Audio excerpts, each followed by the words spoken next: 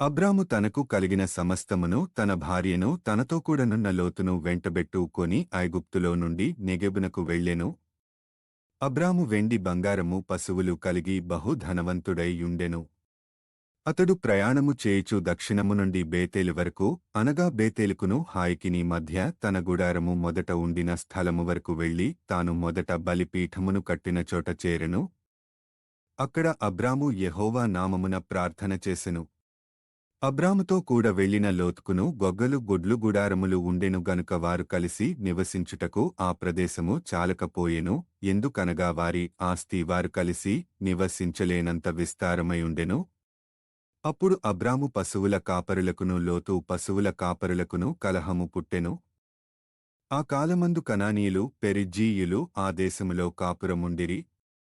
కాబట్టి అబ్రాము మనము బంధువులము గనుక నాకు నీకును నా పశువుల కాపరులకు నీ పశువుల కాపరులకును కలహముండకూడదు. ఈ దేశమంతయు నీ ఎదుట నున్నదగదా, దయచేసి నన్ను విడిచి వేరుగానుండుము. నీవు ఎడమతట్టునకు వెళ్ళిన ఎడల నేను కుడితట్టుకును, నీవు కుడితట్టునకు వెళ్ళిన ఎడల నేను ఎడమతట్టునకును వెళ్ళుదునని లోతుతో చెప్పగా, లోతు తన కన్నులెత్తి యొర్దాను ప్రాంతమంతటిని చూచెను. యెహోవా సొదొమ గొమొర్రా అను పట్టణములను నాశనము చేయక మునుపు సోయరుకు వచ్చువరకు అదంతయు యెహోవా తోటవలెను ఐగుప్తు దేశమువలెను నీళ్లు పారు దేశమయుండెను.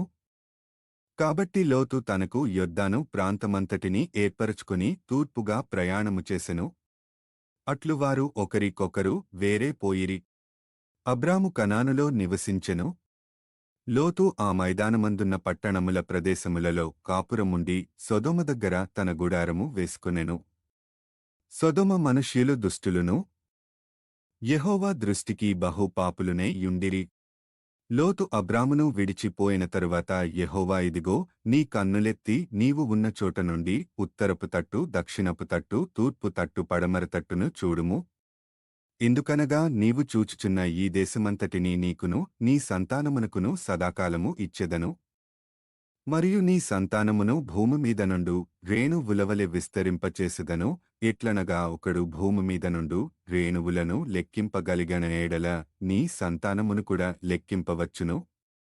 నీవు లేచి ఈ దేశం యొక్క పొడుగున వెడల్పున దానిలో సంచరించుము, అది నీకిచ్చెదనని అబ్రాముతో చెప్పెను. అప్పుడు అబ్రాము తన గుడారము తీసి హెబ్రోనులోని మమ్రే దగ్గరనున్న సింధూర వృక్షవనములో దిగి అక్కడ యెహోవాకు బలిపీఠమును కట్టెను. ఆదికాండము 13వ అధ్యాయము.